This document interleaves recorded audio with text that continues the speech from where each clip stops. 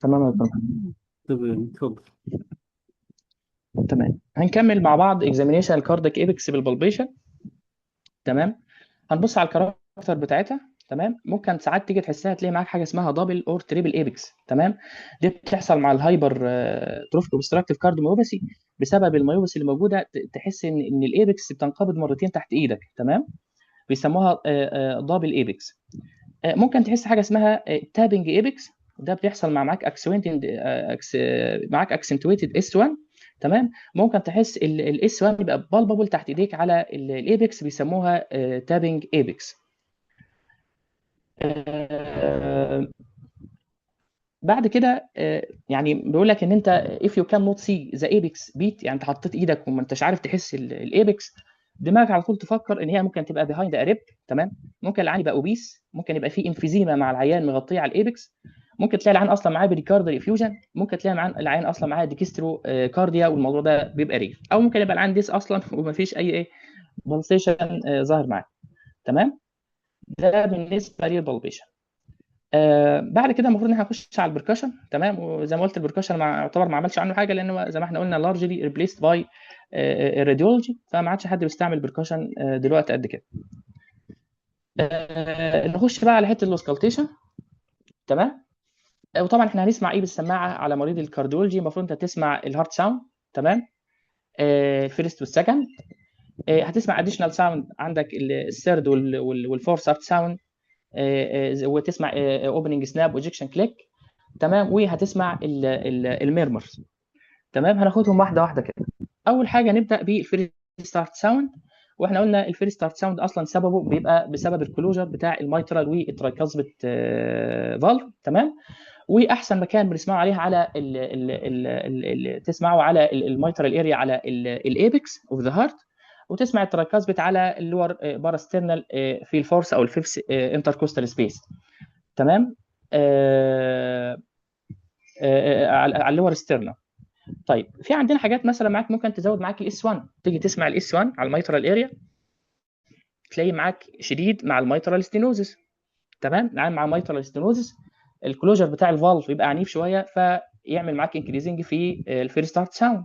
حالات التاكيكارديا، قلنا حالات التاكيكارديا القلب اصلا ما بيلحقش يملى كويس، فتلاقي دايما الفالف فلوتنج كده لتحت مع الكونتراكشن بتاع الفنتركل مره واحده، يعمل صوت عالي جدا، تك عاليه جدا في الميترال فالف، فيعمل لك اكسنتويتد اس 1. الفيرست هارت ساوند برضو ممكن يقل مع الميتر ريجيرج. تمام. الميتر ريجيرج يجي ينقبض الليفلت او الصمام ما بيقفلش كويس على بعضه، فتلاقي معاك الاس 1 مش مسموع كويس او ويك. ممكن يبقى فاريبل. فاريبل في حالات الاي في ديستوشيشن. قلنا الاي في ديستوشيشن ممكن الفنتركل والاتريم الاثنين بينقبضوا مع بعض في نفس اللحظه. تمام. فممكن ده يعمل معاك اكسنتويتد اس 1.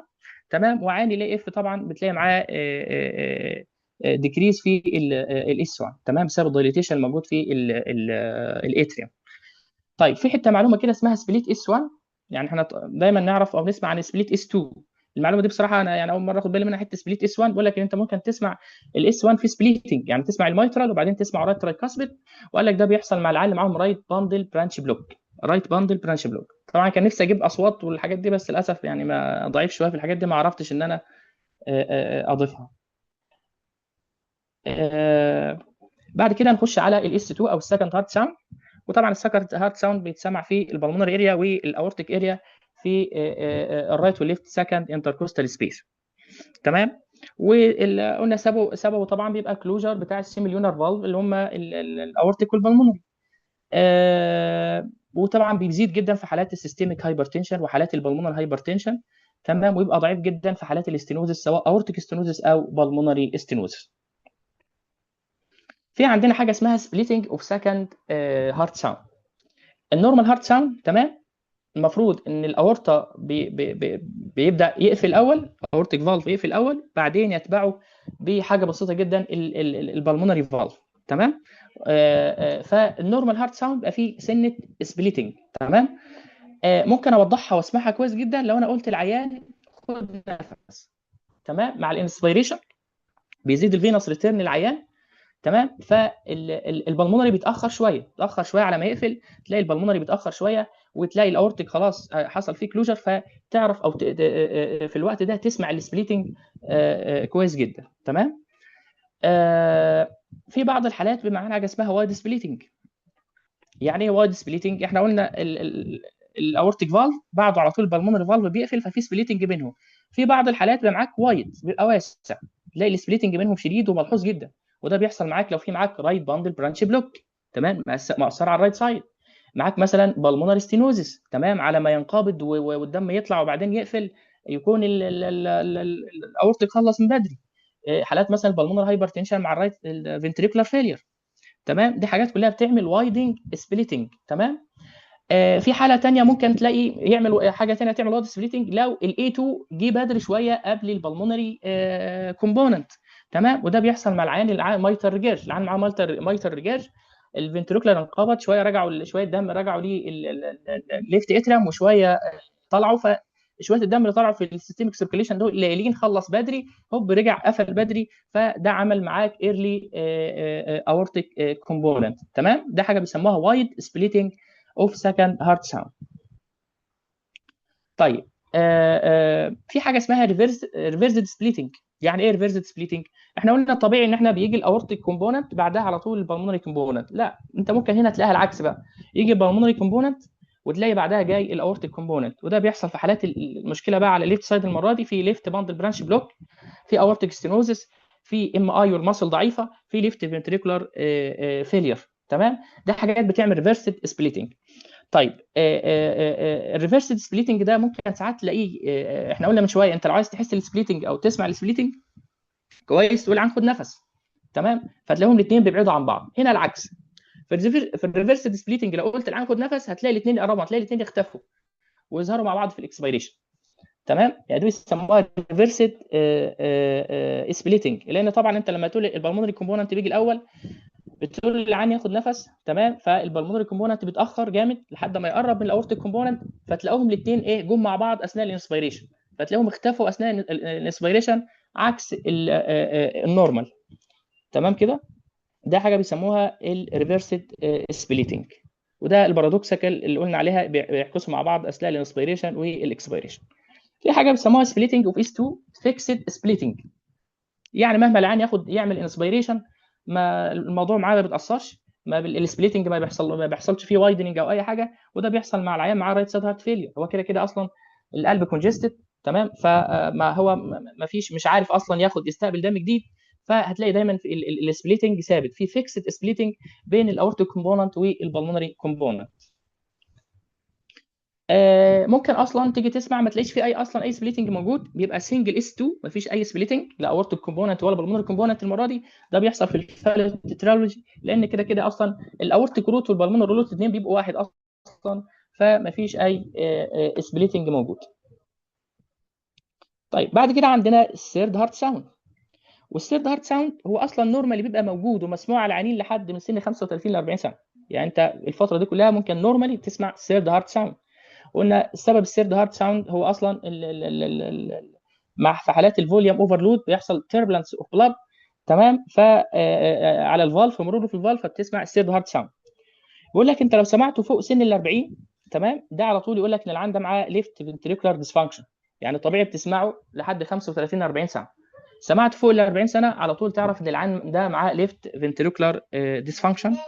تمام. وبيزيد مع في حالات زي ما احنا قلنا في زياده في البلاد فلو، في الهايبر كينيتيك سيركوليشن او مايتر ريجاج او حتى في شنط موجود. بعد كده عندنا الفورس هارت ساوند. قلنا فورس هارت ساوند هو ده ابنورمال، لا قبل 40 سنه بقى او غيره، ده ابنورمال. ده بيحصل لما يبقى بيحصل كونتراكشن للاتريوم اجينست الريجيد فنتريكل، الفنتريكل فيه مشكله. تمام. الكومبلاينس بتاعته مش كويسه. تمام. فلما بيحصل اتريال كونتراكشن الدم بينزل يهبط هبده جامده في الفنتريكل، فبيظهر معاك الفورس هارت ساوند. تمام. في عندنا حاجه اسمها الجالوبريزم. الجالوبريزم ده بيحصل مع العيان معاه هايبر دايناميك سيركوليشن، معاه تاكيكارديا موجوده، ومعاه اس 3 موجود معاه، فبيبدا يظهر معاه جالوبريزم اللي هو بيسموه زي اصوات الحصان الموجوده دي. تمام.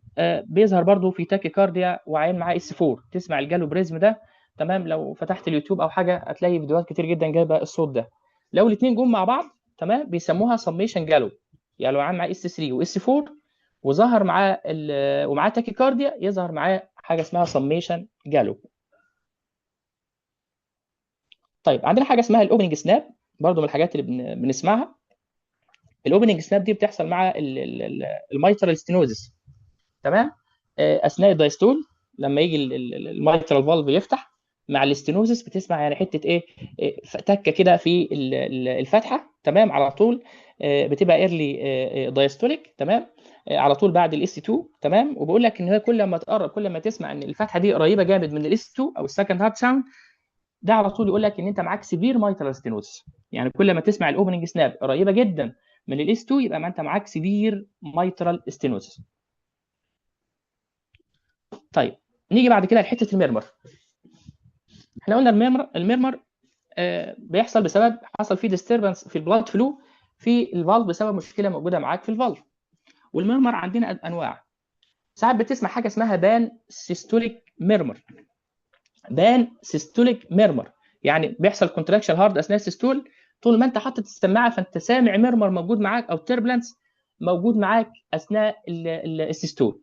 وده بيظهر مع الميتر ريجيرش، تسمعه طبعا على الميترال اريا، وبيحصل معاه بروباجيتد، ممكن تحصل فيه تلاقي فيه بروباجيشن واصل معاك لحد الاكزيلا. تمام. برضه في حالات التراكاسبت ريجيرج. تمام، في حاله التراكاسبت ريجيرج يحصل معاك بان سيستوليك ميرمر. وحالات الفي اس دي. تمام. حالات الفي اس دي بتسمعها في الليفت ستيرنال بوردر الثيرد او الفورث ولحد الفيفث سبيس.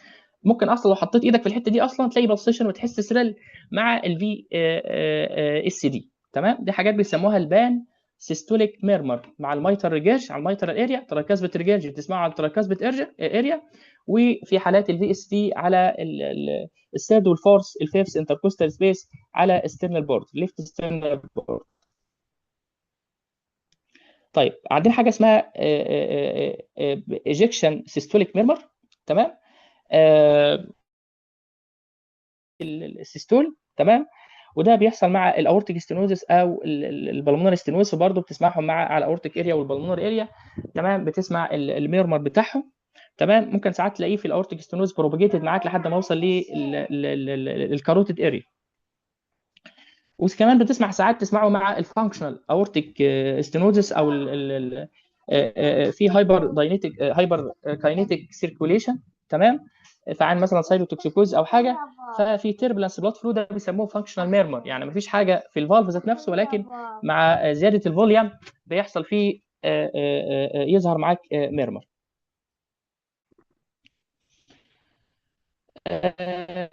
بعد كده عندنا حاجه اسمها الميد دايستوليك ميرمر. الميد دايستوليك بيظهر في منتصف الدايستول. تمام. وده غالبا بيحصل مع عيان مع الميترال ستينوزس. تمام. او بيحصل مع عيان مع اورتيك ريجيرج في اورتيك ريجيرج. تمام. او عيان مع ليفت اتريال ميكزوما وعامله مضيقه الفتحه عند الفالف. او عيان مع كونستريكشن في منطقه الاترو فنتريكولار جروف. تمام. ومضيقه المنطقه ديت وعامله تيربلنس في الفالف، فيظهر معاك برضو الميرمر، تسمع ميد دايستوليك ميرمر. طيب عندنا حاجه في عندنا الايرلي دايستوليك ميرمر. تمام. بيظهر على طول زي ما ظاهر معانا في الرسمه هنا بعد الاس 2. الميرمر هنا الميد دايستوليك بيبقى غالبا مع الاورتيك ريجيرج او البلمونري ريجيرج.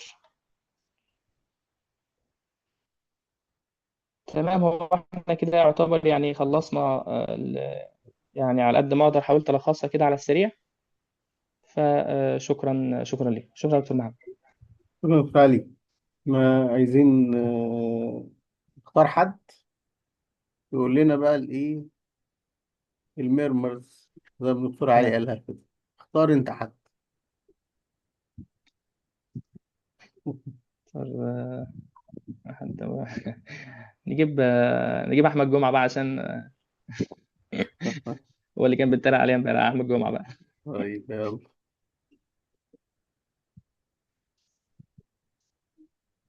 يلا يا دكتور أحمد. الجمعه. هفتح لك السكرين معاك اهو يا احمد لو عايز تقرا منها. كمان ده انت طيب أوي. طب بتخليه يعني شوية وبعدين افتح له، لما تفتح له من أول قلم كده. ده أحمد مش معانا باين، إلا معانا بجسد، مش بروحه بقى، ولا بجسد، الله أعلم. طب لو محمد خالد موجود طيب. ماشي خلاص.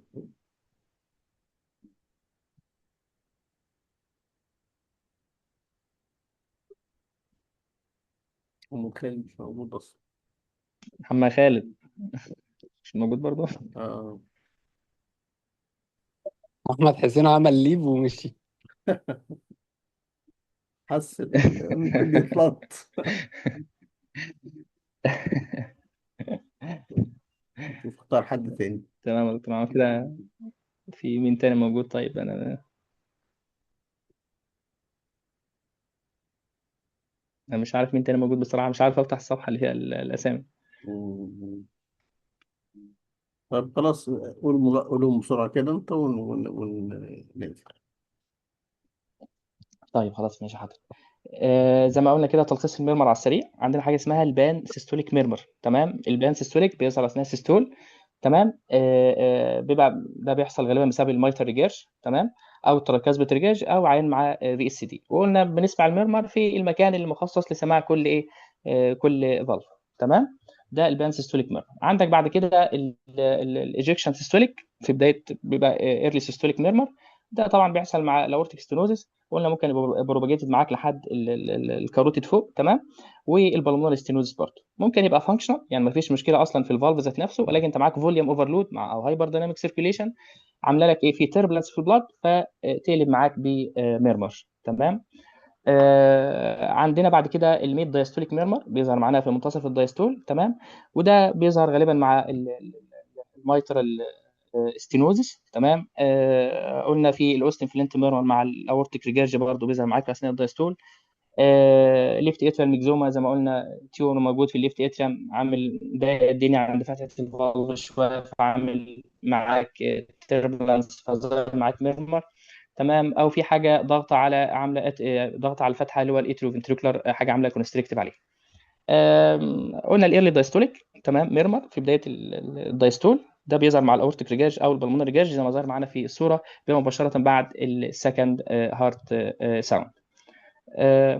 بس يا دكتور محمد، دي تلخيصه مع السلامه. ماشي، شكرا طبعا دكتور كان في علي. حاجات كتير، بس مم. هو الواحد عشان الوقت برضه يعني ايه خلصتهم كده. شكرا. أنا دلوقتي ده أنا قايل لك قبلها مع بثلاث حضرتك. شهور مع شكرا هو دكتور للاسف علي. والله انا دكتور كنت علي نسيت ما اصلا نامش بقاله المحاضره يومين خالص. يا دكتور محمد. مم. دكتور علي ما نامش بقاله يومين في الشتات جهزتها يعني. والله النهارده سهرت وامبارح. دلوقتي، سهرت دلوقتي. دكتور احمد جاي يطلع بعد انا سؤال برضه على طب اول واحد. خلاص الطريق. بقى يعني. انا أنا وجاي قلت ومضى يدافع كان عنه لسه كمان. آه. ماشي أوكي. ماشي. خلاص، شكرا دكتور علي، شكرا لكم. نتقابل على خير الأربعاء الجاي إن شاء الله. ان شاء صالح. الله. سلام. شكراً.